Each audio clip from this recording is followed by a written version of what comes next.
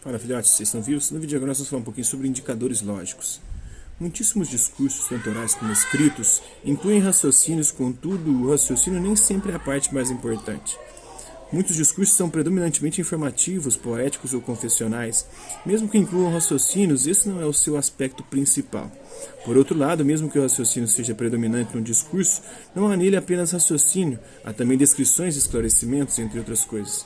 Por isso é importante saber examinar os discursos para encontrar os raciocínios que eventualmente contêm para os distinguir do que não desempenha qualquer papel inferencial.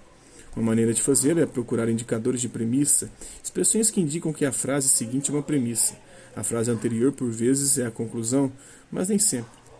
Quando alguém afirma que os animais não têm direitos porque não têm deveres, a palavra porque indica que a frase seguinte é uma premissa. Em contraste, os indicadores de conclusão assinalam que a frase seguinte é a conclusão. De notar que estes termos nem sempre indicam conclusões ou premissas, a palavra porque indica muitas vezes uma relação causal e não inferencial. E o cenário caiu porque escorregou. Indica a causa da queda e não a premissa que prova que ela caiu.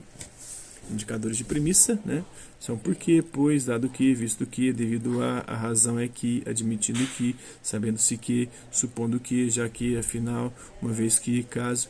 Indicadores de conclusão, logo, portanto, consequentemente, por isso, por conseguinte, implica que, daí que, segue-se que, infere-se que, conclui-se que, como tal, em suma, assim.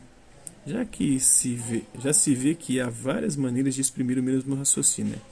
Os animais não têm direito, uma vez que não têm deveres. Os animais não têm direitos, dado que não têm deveres. Dado que os animais não têm deveres, não têm direitos. Os animais não têm deveres, consequentemente, não têm direitos. Os animais não têm deveres, logo, não têm direitos. Por uma questão de clareza, é melhor juntar as premissas antes da conclusão e usar apenas a palavra logo como indicador de conclusão.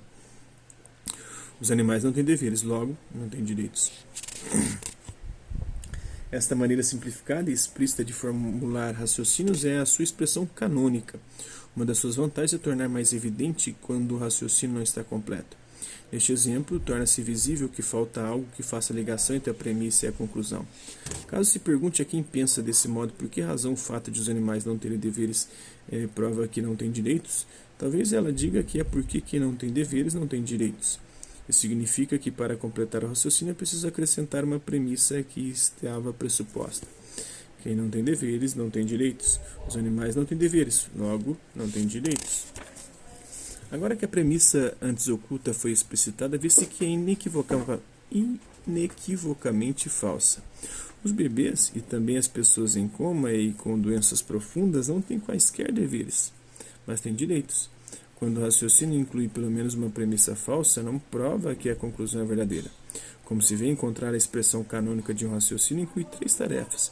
Primeiro, localizar as premissas e as conclusões, recorrendo aos indicadores de premissa e de conclusão, se os houver, e eliminar o resto. Segundo, explicitar a conclusão e todas as premissas. Por fim, acrescentar quaisquer premissas ou até conclusões que tenham ficado ocultas. Nem sempre é fácil ver quais são as premissas ocultas que é razoável considerar que o autor tinha em mente. Uma pessoa que defenda que a cocaína deve ser proibida porque provoca dependência, talvez aceite que tudo que provoca dependência deve ser proibido. Nesse caso, não se vê como se prova que a cocaína deve ser proibida com base apenas na dependência.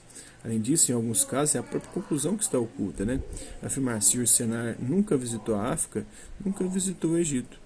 Sugere por vezes o seguinte raciocínio: se Ursenar nunca visitou a África, ele nunca visitou o Egito. Ora, de fato, ele nunca visitou a África. Logo, nunca visitou o Egito.